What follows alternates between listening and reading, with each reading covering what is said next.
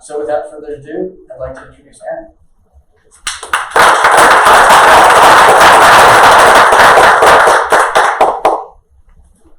Thank you, Brian.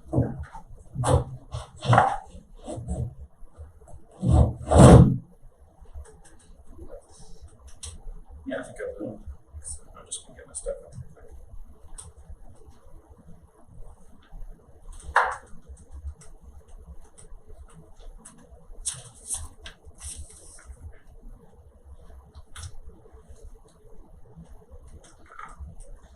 While I'm getting ready for this, I'm just going to pull up a couple of slides to help me through this here in just a second. Lunch will be delivered here later today, so we'll have lunch together downstairs. We've also got, so you'll see just some free space for us to kind of hang out and eat lunch together. We have some Mario Kart set up, so if anyone remembers their Wii days and thinks they got game on Rainbow Road, I'm ready for you. So you're ready for that? And the other part too is, Brian said there might be people working today. I doubt it, but it's possible. But if any of you want to just kind of see a little bit about like what Church Community really does or how it works or looks, any of us with a name tag, there's 4 or 5 of us, chat a little bit about what life is like here. All right.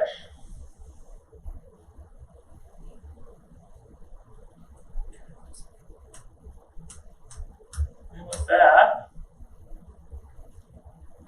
all right, I'm going to do just 2 things, if that's okay. One of the things I'm going to do is, I hope it doesn't come across as a shameless plug. That is not what this is intended to do, but I'm just going to talk a little bit about what Church Community Builder does. Partly because we're here. Partly because Jen and Brian wanted me to talk a little bit about how we work. They thought there was some unique stuff about it. I'm not sure exactly what that means, so I'm just going to talk about how we kind of do software development here a little bit and what we value. If that keeps going, I'm going to shut this off. And then I'm just going to switch gears and I'm going to tell a story, if that's okay. And then that's it. So I'll watch the clock and try not to let this run long, but hopefully it's interesting. You already know this, you're in Church Community Builder. We get a lot of questions about what is that exactly. So a little bit about Church Community Builder. We're here to help churches grow disciples. I don't want to get churchy on you, that's not why you're here. But I do want to tell you just about how our business works. A lot of people ask, so you're a church. And we're not a church, we're a SaaS company. We make software for churches. That's our mission. So I'll talk a little bit about what that is and why a church would even need software. And then the other thing we get a lot is, okay, so you're like a nonprofit. And no, we're not. We're a for-profit company. Our goal is to make software that churches value, and they express that by being willing to pay for it, and we're able to create a sustainable business with a high degree of accountability because we're a for-profit company. So in some respects, everything we do here, it is a very normal SaaS company. Software as a service. We make software and we sell it. And if you were just to kind of get the tour of how it works, it would sound a lot like any SaaS company that you bump into here in Colorado Springs or up at the Rhino District or something like that. We have software developers, we have product managers, we have support, we have marketing, we have sales, and all the things that you would normally expect to be part of a SaaS company. In some respect, it's just a very, very normal place where you write software. The one big difference being our primary customers are churches. I used to like to say that's kind of nice because the customers are nicer. Normal, sometimes not true, to be honest. So sometimes they get a little growly, for sure. Church people are busy and are frazzled. But here's what we do for churches, just so you can kind of get it. And I won't spend a ton of time on this because I think this is not what this group is for, but it is worth asking, like, why does a church need software? You can kind of think of what we do as a little bit like an ERP or CRM system, except for churches. They just help run the stuff that happens every day at a church. And here's a very typical example. Like if you look out there's a big building out there with a big blue roof and across the top of it, and you can imagine that's a church, and it happens to be a really big one. New Life, a lot of you might be familiar with New Life. There are thousands and thousands of people that walk through the doors of New Life every Sunday. And New Life is interacting with a lot of stuff. And part of a church's role is to try to build community with people. They want to attach people to each other and then see like life formation and spiritual formation happen out of that. But when you're a church of that size, it becomes a little difficult to know everybody. It becomes a little difficult for staff to be able to connect with everybody, and it becomes overwhelming, and digital systems can start to help with that. So one of the things that church management software does is just help keep track of people, like who is actually attending, and who is coming, and how are they participating in the church. We do that through a variety of ways. Here's a really good example. If you haven't been to church in a very long time, I'm not judging you, I'm just saying, if you haven't, you'd probably be surprised at the amount of technology that would present itself to you when you walk in the door of a church like that. So as an example, you would probably, if you had children, you would check them into a service that's designed for them, and the check-in experience is going to be digital. You're going to walk up to an iPad, you're going to enter in your phone number or your name or your email address, and the iPad's going to pop up and say, hey, we know you, and here are your kids. It's going to print off labels for you as a parent and labels for your kids, so that when you go pick them up later, it's a secure process, and you don't lose your kids insured if someone takes them. And we're also going to be able to use that to track attendance, so we know you attended that Sunday, right? Other things like schedules and giving and groups. If you just think about all the things that a church does on a regular basis, like it takes an enormous amount of volunteers to run a church service, enormous amount of volunteers. And what we wouldn't want is really good ministry leaders at that church spending all their time calling people and texting people, trying to get people to show up to watch the kids on Sunday. So we have digital systems that help with that. We have digital systems that help organize giving, organize group processes, so nobody falls through the cracks. That's just kind of what we do. So there's a whole web ecosystem that we produce and a mobile ecosystem that goes alongside of that. That's all designed just to help churches be better at doing church. That's what Church Community Builder does. And like I said, other than the product, it's just a very normal SaaS company. We look and act much like a lot of companies I'm part of. But that's not what I want to talk about. Because I think what's probably more relevant for this group is just the things that we do here that might be unique. And maybe it's not so much unique. It would be things that we're just kind of proud of in terms of the way, or aspirations we have in terms of how we operate in software development. I'm just going to share a few of those things. I'm going to go through them really quickly. You can ask me about them later, and then we're going to switch gears. I'm just going to tell a story. So one of the things that I just kind of wanted to talk through is, for us, it's really about the product more than the technology. So I joined Church Community Builder about a year ago, and kind of came in as the leader of software and technology and started to ask questions about our stack. And the first thing I hear is, well, our backend is built, it's a LAMP stack, it's built on PHP. And I don't know, like for you guys have been around for a while, what your reaction to that is. My first reaction was, oh, we gotta get off that, right? Like, how can we survive in 2019 if our backend is PHP? And I can just tell you that was a wrong reaction on my part, because the reality is it performs wonderfully for us. Now, it's not the sexiest technology. Like, we have people here at Church Community Builder that came from Go, or .NET is a wonderful ecosystem. We have people that have come from Python and all sorts of backend technologies. But I can just tell you that PHP works fine for us. And actually, we're not the only ones. There's some really good thriving companies, like Slack is a good example, where their backend is all PHP. The point of this all is to say, like, we just care about our customers a great deal, care about the product, we're trying to build good things, and you can do that with lots of different types of technology. You don't have to all rush into Go and microservices and all sorts of cool stuff, just because that's where the industry's going. We really think about this more in terms of what are we delivering to customers that doesn't work for us. Now, in some cases, that forces us to modernize our stack. Our front-end development is all done in React, or React Native. Our infrastructure is all in Amazon, and we use all the tools that Amazon gives us to auto-scale on Sunday mornings when things get really busy. And so there's parts of that technology stack that are very modern, and we need those to be successful. And there's others that you might look at and say are a little bit dated, actually work much, much better than we expect from the product, not the technology. Similarly, it's people over technology here. This gets into some of our hiring practices. So I mentioned our stack is PHP, LAMP, and it's React.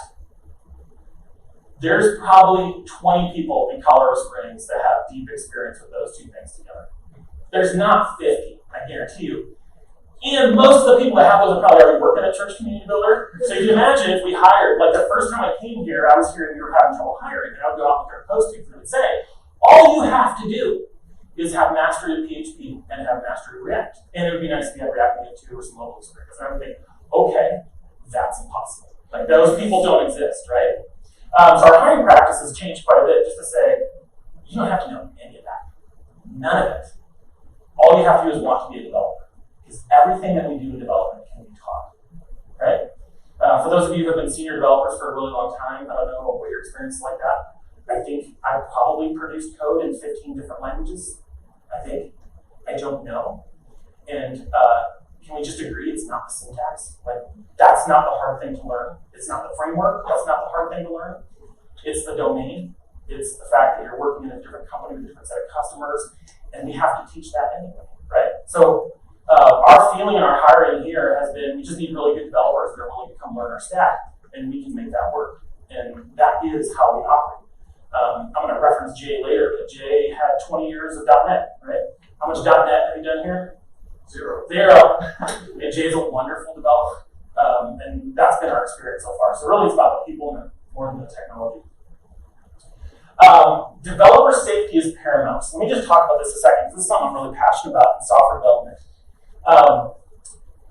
The way we can make that work that I just talked about is you cannot come into work and be able to make a tragic mistake, right? Like, if you're new here and you're just experimenting with PHP or React or just our stack in general, we can't have a process where you could commit a change and take all of our churches down, right? That's a terrible thing. Now, the thing is, the way I think about that is, if that should happen, that is not the developer's fault.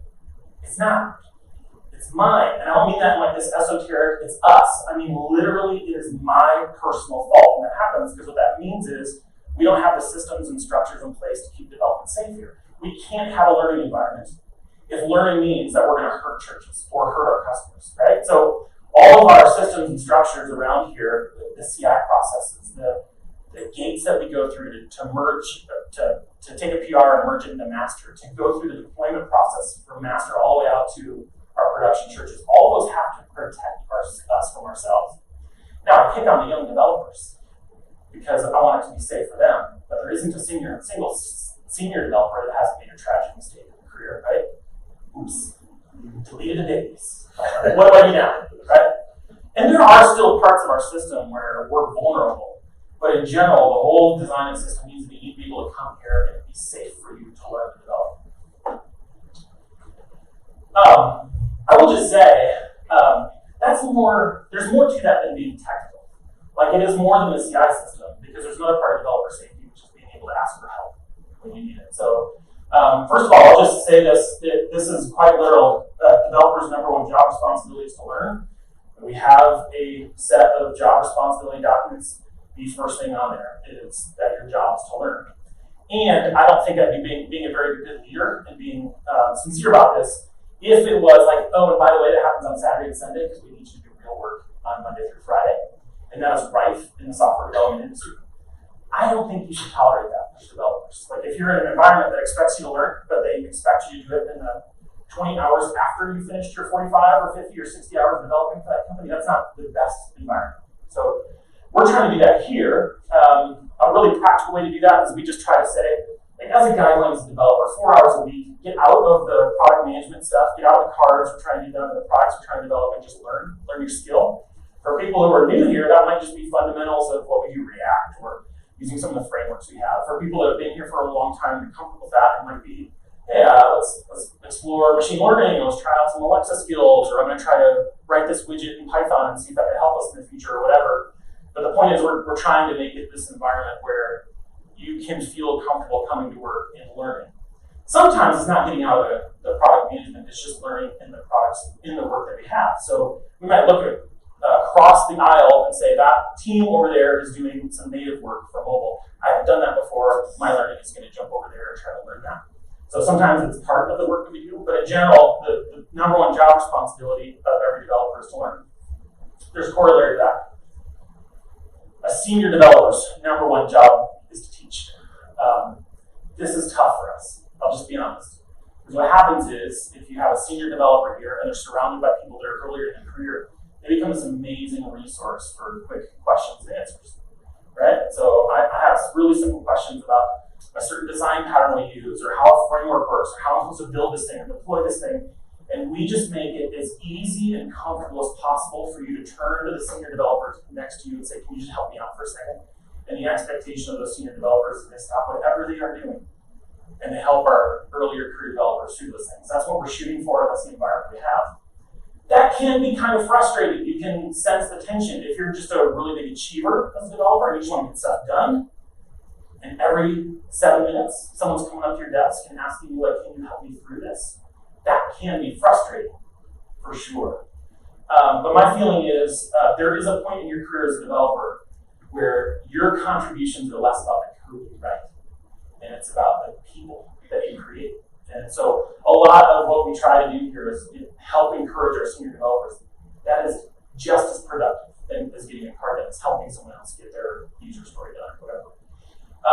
And it's part of the developer safety thing. Like, if someone who's earlier in their career reaches across the aisle and asks a senior developer help, they need to get an engaging, welcoming, helping hand out of that. They can't get, I don't have time for you. They can't get, I'm busy.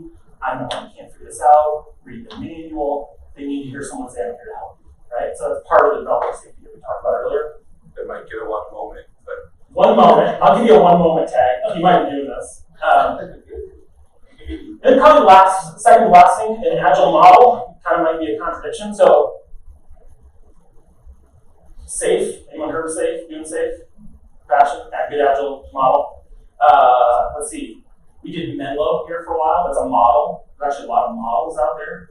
So I'll just tell you my story. So I came from John Deere before I was at Church Community Builder, and I was in this group, leading most of this group of about 1,000 developers. And there was a day that we realized this was 10 years ago. We need to go agile. We're not doing that well. We need to go. We get in touch with this guy, Dean Leffingwell, who's the father of SAFE. He comes and helps us install SAFE in the organization, and we're doing SAFE. And I don't know if you're familiar with SAFE, but it's very heavy. Like, there's a lot of structure to it.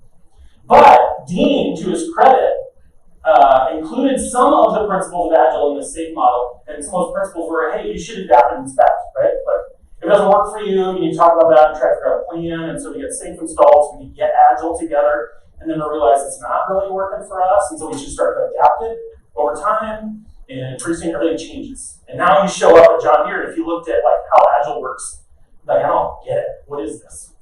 And that is similar to what we've done here. We actually tried SAFE before me. We tried a different model before me, and there were always these rigid rules, like this is what the model says to do, so this is what we're going to do, and we're going to try it. And since I've been here, in my last year, it's really been more of like, can we just make this work? And it just slowly evolves. Evolves to the point you don't even notice it's evolving. But when you look up over time, you're like, oh wow, the Church Community Builder just figured out a way that works for them. And it's different in compassion, it's different in share well, it's different than anybody else. But it just works. It makes me think that the whole idea of being an agile model might just be a giant contradiction, especially if the model keeps you from changing, right? All right, last but not least, maintaining an environment where all this works and actually functions is really hard work. The environment where a new developer can come here and feel safe learning. That they can sit down with a senior developer and transfer knowledge in a comfortable way that isn't intimidating, and it doesn't take them down a notch and actually feels like they're moving forward. That's a great environment. And I can just tell you that is really, really hard to maintain. It's really hard to maintain. For reasons I already said, like, hey, some people just need to be productive and they want to put their headphones on and they want to disappear. Some of it because a lot of us in the technology field maybe haven't been trained in like really good conversational moods, so we tend to let things come out of our mouth that sound a little terse sometimes, and that can create a problem. But I think it is worth it. Now, sometimes there's really hard decisions that we encounter. Remote is a really good one. I know some of you are remote. Don't throw a tomato at me. Just let me get through this for a second. But here's a really good example. We're not anti-remote here, but we encourage everybody to be in the office. So that's how Church Community Builder works. We do have remote developers, and we do have people that are gone for periods of time working remote. But we encourage everybody to be in the office, and here's why. I'm going to use Jay as an example. I didn't get his permission for this, but hopefully he doesn't get mad at me and throw a tomato. Jay is a senior developer at Church Community Builder, and he's a wonderful teacher. Wonderful teacher. I feel totally comfortable when we hire a new developer, pairing them up with Jay to get comfortable with how our system works, because he is gifted at it. And we have several people like Jay here that are really proud to work at Church Community Builder. So there's probably, in 6 months, 8 months or so, we hired a developer that was new out of boot camp. Britt was her name. So Jay had the responsibility of sitting down with Britt and getting her comfortable with how things work here. And so I would be able to walk downstairs and walk by them and just see them shoulder to shoulder, pairing, same keyboard, same monitor, working through like, here's how we do things at Church Community Builder. And I would have a one-on-one with Britt several times a week and just kind of check in with how she's going. And I don't know, like some of you who are earlier in your career probably feel this now. Some of you who have later in your career forgot how intimidating it is to be the new developer environment paired up with a senior developer. It is such a hard point in your career, right? Like it is intimidating and frustrating. You feel not productive. You feel like you're taking everybody's time. But because of Jay's, Britt sits right next to him, and she has this, constant, open, and available individual that's asking every question, big and small. And they're shoulder to shoulder through most of the several weeks that she was starting. And I would even talk to her in the one-on-ones, and she would say, like, it is intimidating. Like, I just feel like I'm wasting Jay's time, and I'm not sure if I'm asking dumb questions or not. I'm just saying, just keep asking. Like, it's okay. There's no dumb questions. You're learning. And it was hard for her. I think it was probably a little bit hard to be a teacher, too. It was really hard for her. And here's what I think about. Like, I'm not against remote, but if I had said to Britt, hey, this is a remote position, so just go ahead and dial in. You can do this over Slack, you can do this over Zoom. I just want to say, I'm sure there's wonderfully gifted people that can do this, but it requires a little bit more to bring to your work every day to make this work, right? Like, think of the psychological safety it takes to be able to nudge Jay to your left and be like, can you help me through this? I'm stuck. I know you've explained this to me 4 times. I think it's going to be the 5th. I just want you to do it. And then have that whole conversation be like, not Jay who's here, but disembodied Jay, right? Like he's on the phone, he's on a Zoom call. Okay, I slacked him and he didn't respond for 10 minutes. Does he hate me? Should I set up a Zoom meeting with him? Okay, I'll do that for Tuesday and I'll get my question answered. And now this whole environment we're trying to create just kind of can grind to a halt really quickly. I'm not saying that there aren't really good remote people that can do that, but it makes the job a lot tougher. That's tough. Everybody wants to be remote, right? Like, it's pretty easy to disappear, go to Woodinville Park, where it's pretty, and Keystone or Breck, and run in.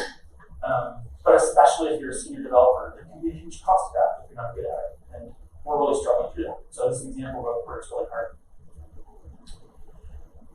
Anyway, I'm gonna transition. That's Church Community Builder. I didn't talk about like how we work or anything like that. If you just want to grab some of us and kind of see how the software development organization works. We can give that speech for sure.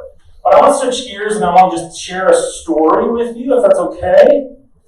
And it's the story of Man Gulch. I first heard this, it's been at least 20 years ago. And it is something I've thought about a lot and I've talked about a lot, and I just want to share with you guys too. It's kind of this fascinating story of leadership, and I would argue technical leadership. So I'm just going to tell you the story, if that's okay, and then at the very end I'll tie it up, and then we'll move on.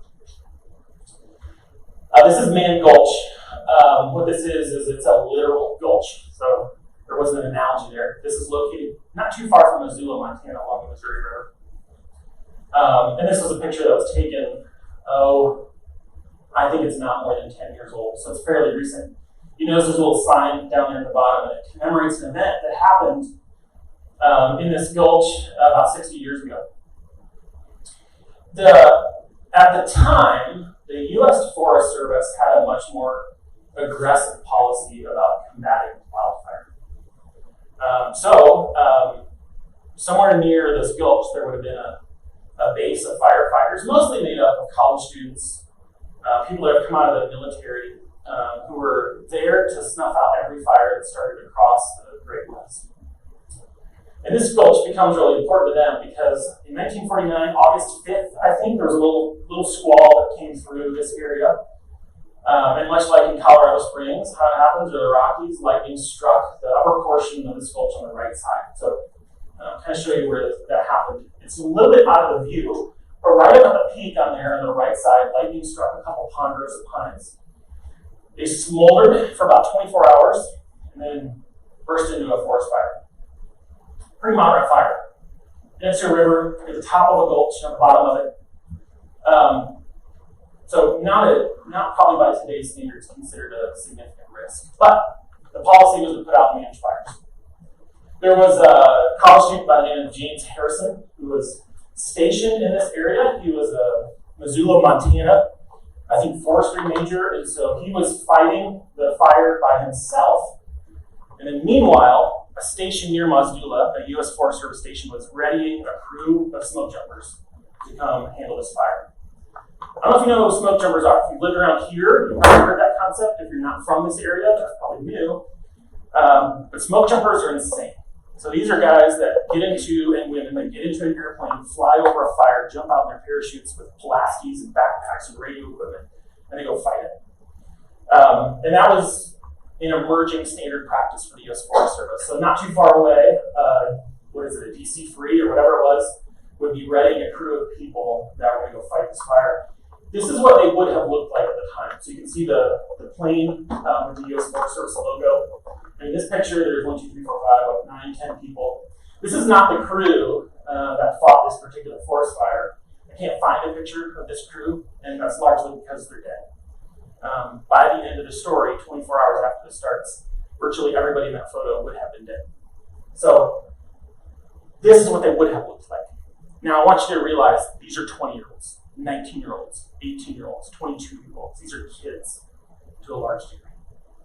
They're like my daughter's age. And so I think about the psychological safety aspect, that these are college students that signed up for a good paying job over the summer and are now being loaded up into a plane to jump out of it and go fight a forest fire. And I think like they all put brave faces on, right? But nobody feels good jumping out of airplanes, even people that have been doing it in the military for years. This is how the gulch looked from the other perspective. So you can notice that the cliffs are really steep. And this picture, I was so happy when I found this, because this is almost exactly the perspective from where the parachuters would have landed in Man Gulch. So once again, this is the gulch right here. You have slopes on the right side, you have slopes on the left side, and the forest fire would have started right at the top of that slope up there. Now, if you look at this, it's going to look like this is all open ground. And it kind of is in this picture, but at the time of our story, that's not the case. This is all grassland, and it's about 4 to 6 feet tall. And this is in August, so the grass is very, very dry. So the whole gulch is just full of tinder. So this is approximately where the plane would have dropped them off. Now they were scattered on the southern slope, which is this slope on this side. Material was scattered, people were scattered, as happens when you drop in from an airplane, I suppose. So part of the first part of their activity is just to kind of group up as forest fires and get their material together. So here's kind of just a little bit of the geography of how this would have worked. So first of all, you're looking at an overhead view. This is approximately right here where it says Meriwether Picnic Area is where a fire is at. And then this is where the paratroopers would drop in the smoke jumpers. And so their plan is going to be to traverse the gulch, come up upon the fire and fight it at the peak of the north side or the south side of the gulch. They are led by this gentleman, and it's worth talking about him just a little bit. His name is Wag Dodge. Now, Wag Dodge, there's this great book about this whole event, and the word that they used to describe him was taciturn. It's not really a word that we use anymore, but it basically says he's got some user-friendliness issues. Wag isn't much for words. If you were to meet him, you would come across terse. He would probably not greet you. He's not going to say anything to you. In fact, he's all about the business. It's amazing, kind of like the author of the book that follows up on this, he interviews his wife after Wag passes. And she would just talk about how he was really hard to dialogue with, to disagree with. She said if I said that this whiteboard was white and he would say, no, it's blue, she would just say, okay, Dodge, and walk away. And she ends this interview with this. She said, I loved Wag, but I didn't know him.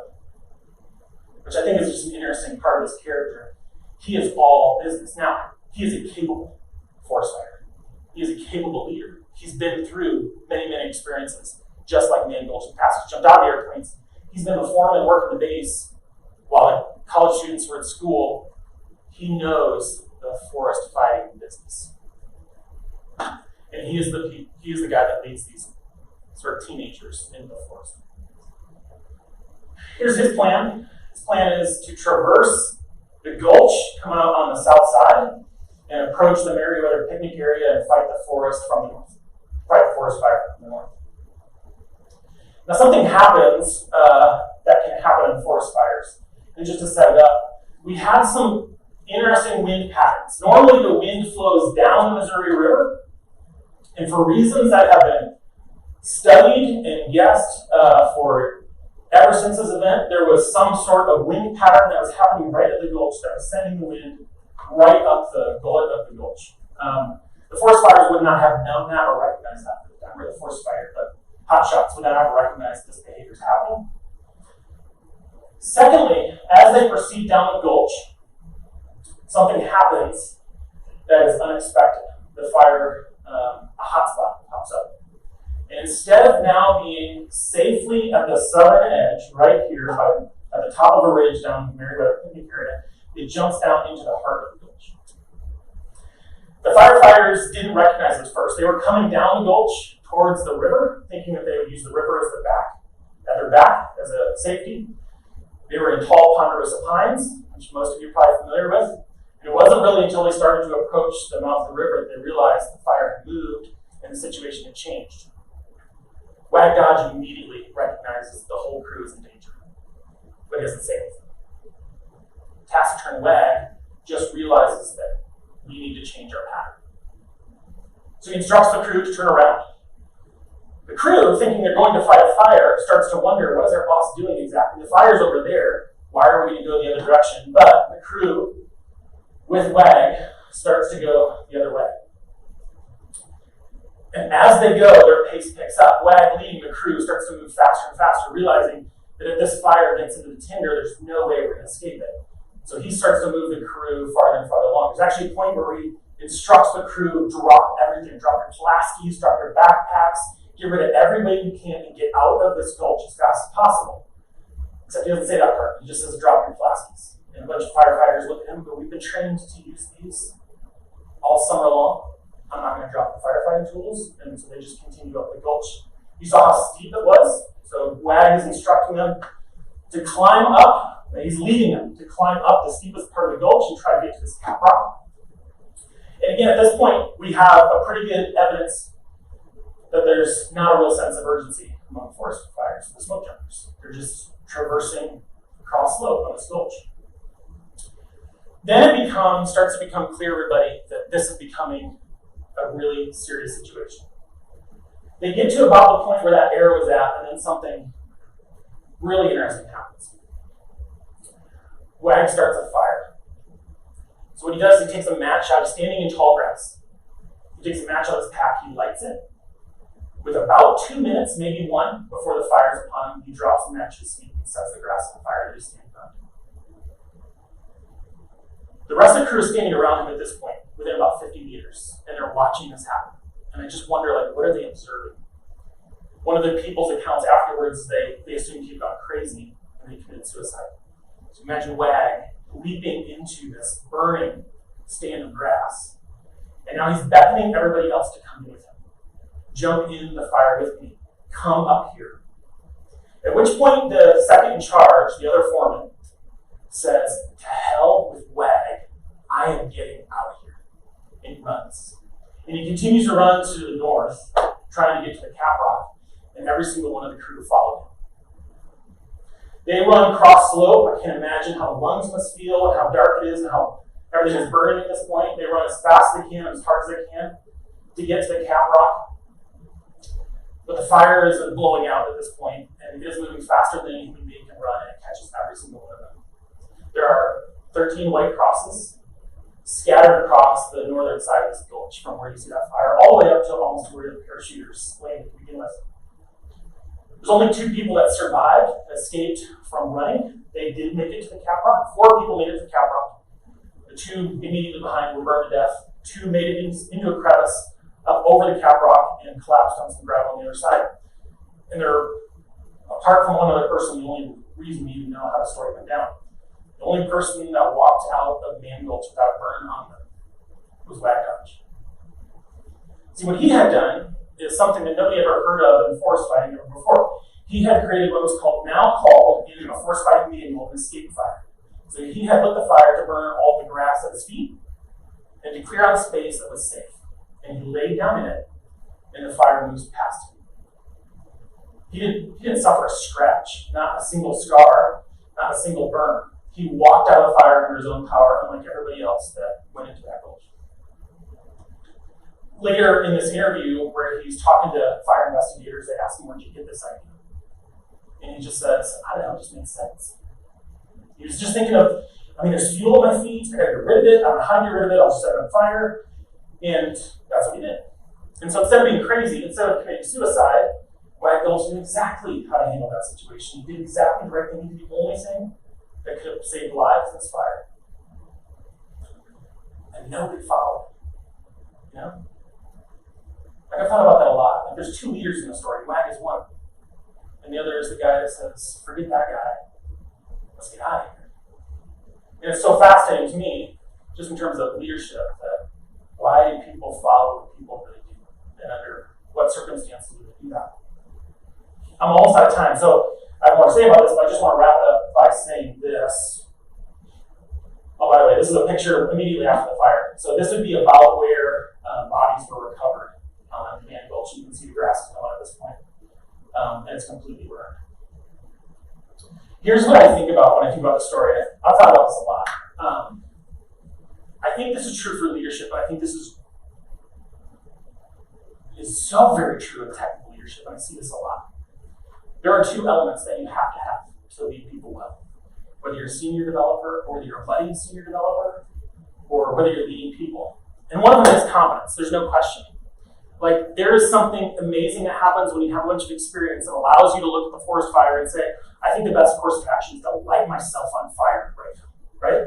You're not going to find that in a manual. You're not going to find a blog post about that. You're not going to find someone that's going to instruct you in school that that's how you should behave. You're going to learn that because you've been through 7 fires and software development. It's kind of like that, right? Anybody been on a late project with a deadline? Everybody. And what's everybody's instinct? We'll throw people at it. Terrible idea, right? We'll work a little bit longer. Terrible idea. We'll hire some contractors. Terrible idea. Paul and I were talking about this. Like, there's needs to be this MBA class where, like, you just sitting there all day long and hear about stories of hiring 500 contractors to solve some huge problem and how well that has gone for everybody. Right? Because intuitively, you'd say, well, that should make sense. But the experience tells you that never goes well. Competence is a huge deal. I don't worry about that with you guys because you guys are in a technical field. You're going to get the experience that you haven't already. You already have some competence that you can apply to certain situations. And you know that throwing people at something at the last minute isn't the best idea in the world. You already have that competence, so I'm not worried about that. I do worry about the empathy in our organizations. We, as an industry, are not really good with people. Can we just admit that for a second? Wag Dodge wasn't either. And although he knew exactly what to do, he knew when to light the fires, it didn't benefit anybody. And we're not going to kill anybody in software, at least most of us. But we can definitely lead people into some we can push people into some really poor situations because they don't trust us. Trust is not something you establish when everything is on ablaze. It's something you establish to be 6, 12, 18, 24 months ahead of that time. When you show up every morning and you genuinely wonder, how is everybody doing? You ask them about it. And you help them work through things like developing as a developer. And you say, yes, I can help you with that. And over time, you build a really strong, trusted relationship so that when the competence does matter, you're going to say something that's super unintuitive. Everybody goes, I know this person. I know they have my best interest in mind. I'm just going to follow them into that fire. I think it's probably going to turn out. So, I just want you to think about that as you interact with some of your peers, and there's a lot of you in a couple years too, how important both of those equations are to being really good in this industry. And that's all I have. Thanks, everybody.